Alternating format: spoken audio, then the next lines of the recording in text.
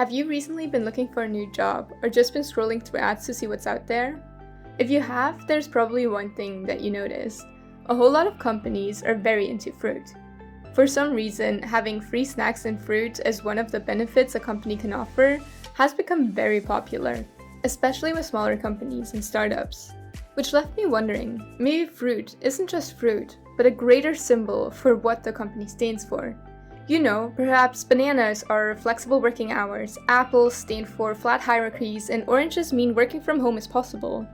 So maybe it's not exactly like that, but I do think that these things are put out there not for the actual literal fruit they offer, but to represent some type of modernity.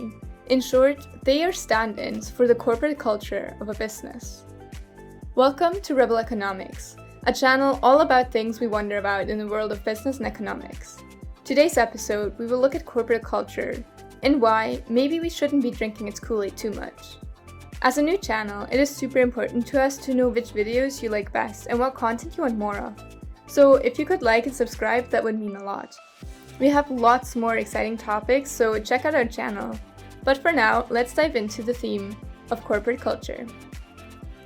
Back in the old days, when the realities of work were more like Mad Men and less like the internship, corporate culture wasn't really a thing. No one was concerned about what the company's mission statement was, or if there were fun team-building exercises biannually. You were lucky if the boss didn't scream at you, and then you would go home and do your best to forget all about it with a cigar and a glass of scotch in your hand.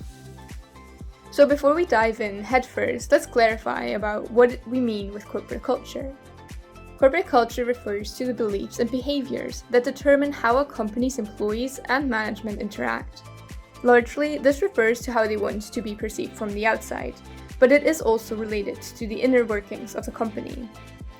A company's culture will reflect in its dress code, business hours, office setup, employee benefits, turnover, hiring decisions, treatment of clients, client satisfaction, and every other aspect of operation. So deciding on a corporate culture is a big deal. And while some may find their way organically, in most organizations, there's an intentional aspect to choosing your corporate culture. And while this can be equally applied to a more traditional style of management, when we think of corporate culture, we do not think about suits and ties with strict rules. We think of more laissez-faire attitudes like sneakers and t-shirts. Corporate culture has very much been emphasized by companies that represent a break from the traditional, stuffy, and hierarchically focused workplace. Which is why, when we think of corporate culture, we think of ping pong tables in the break room and, yes, fruit baskets. There's one company that really stands out when we talk about corporate culture. It has created the Platonic idea of what corporate culture in the 21st century means. And that is Google. And it is working.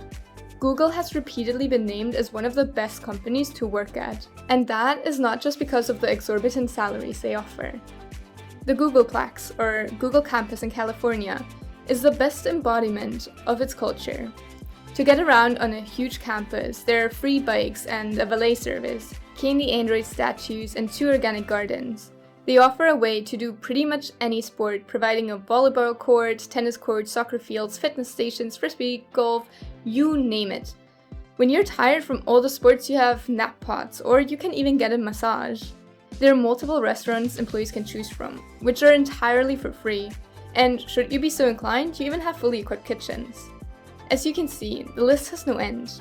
Essentially, if you work at Google, you have zero reason to go home. Everything you could ever want is right there on campus. And I'm pretty sure that whoever thought about all these things, that is exactly what they had in mind. After all, staying a few hours more doesn't feel so bad if you already got your workout and dinner out of the way. But there's more to corporate culture than just cool gadgets. It's also about shared values and a belief system. In Google, there are some core tenets that make it the leading figure in organizational culture. One of them is encouraging creativity. That is why the employees are so free to choose their working hours and have so many options of how to spend their time on campus.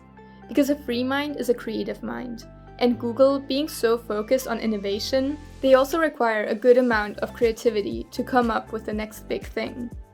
Another aspect is transparency and easy communication channels.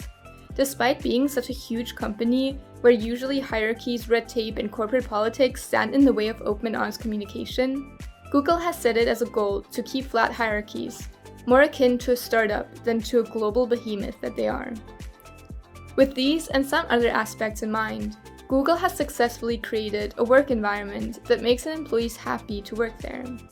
And with that, they become more and more popular as an employer. As such, they can pick and choose the people who fit with their corporate culture and will reinforce it, keeping the wheel spinning and keeping Google on top. But corporate culture is more than just that.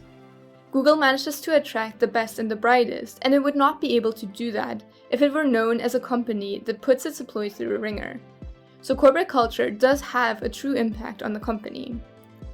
If you can select your employees from the crème de la crème, that's a clear benefit to you.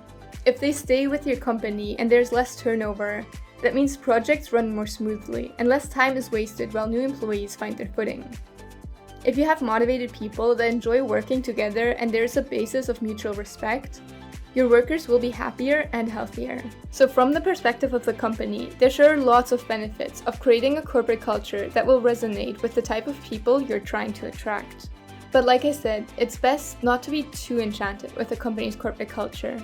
While it is great to find a place of work where you feel like you fit in and corporate culture can make that possible, it can also make you blind to some of the more negative aspects of your current employer.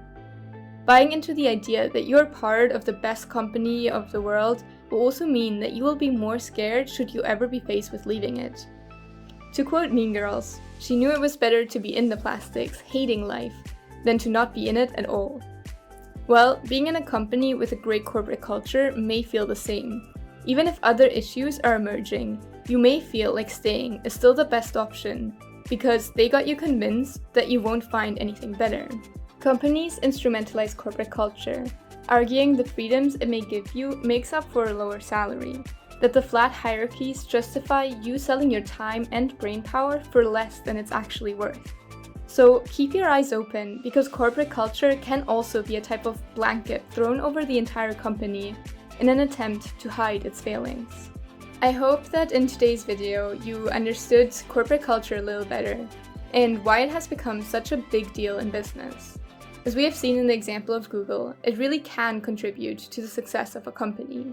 And it does have positive aspects for the workers too, but only if the corporate culture and your own priorities align. And even then, it is important to stay alert and to not get sucked into the corporate rhetoric that companies will regurgitate every opportunity they get.